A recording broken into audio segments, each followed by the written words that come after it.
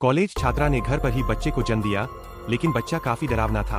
बच्चा पूरी तरह से एक मोटे कोकून में लिपटा हुआ था जिसे एमनियोटिक थैली कहते हैं, जिसमें बच्चा और एमनियोटिक थैली दोनों थे। उन्हें तुरंत एमनियोटिक थैली को काटना पड़ा ताकि बच्चा सांस ले सके। जियाओ वेई ने उसे फाड़ने की कोशिश की, लेकिन थैली बेहद सख्त थी। उसने अपनी सहायक से स्केलपेल मांगा, एक छोटा सा चीरा लगाया और फिर जोर से उसे खींचकर खोला। कॉलेज छात्रा डर गई। बच्चा पूरी तरह नीला पड़ गया था और साफ तौर पर सांस नहीं ले रहा था। जियाओ वेई को सांस लेने में मदद के लिए एक एयर बैलून की जरूरत थी, लेकिन सहायक के जवाब ने उसे निराशा से भर दिया। आपातकालीन चिकित्सा दल के पास डिलीवरी किट नहीं थी।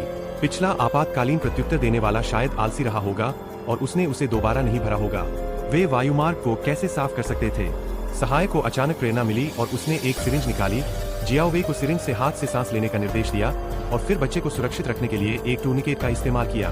सिरिंज अभी भी हाथ में लिए जियाओ वेई एमनियोटिक द्रव निकालती रही, लेकिन शिशु गतिहीन रहा। एमनियोटिक थैली पहले से ही बंद थी और उसकी सहायक ने जल्दी से उसे काट दिया। जियाओ वेई शिशु की धीरे धीरे मालिश करती रही, उसकी श्वास नली साफ करने की कोशिश करती रही, लेकिन शिशु ने कोई प्रतिक्रिया नहीं दी। जियाओ वेई बस यही प्रक्रिया बार बार दोहराती रही। आखिरकार उसे हल्की खांसी सुनाई दी।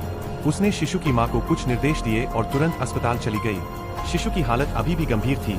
मॉनिटर पर सांस लेने की गति कम दिखाई दे रही थी और अब का स्कोर केवल 4 था। जियाओ वेई बस बार बार प्रार्थना कर रही थी कि शिशु अस्पताल पहुंच जाए। अगर वे वहां पहुंच गए तो उम्मीद की किरण जगेगी। भागदौड़ भरी यात्रा के बाद वे आखिरकार अस्पताल पहुंचे और डॉक्टर को शिशु की स्थिति के बारे में बताया। उनके प्रयासों की बदौलत शिशु बच गया।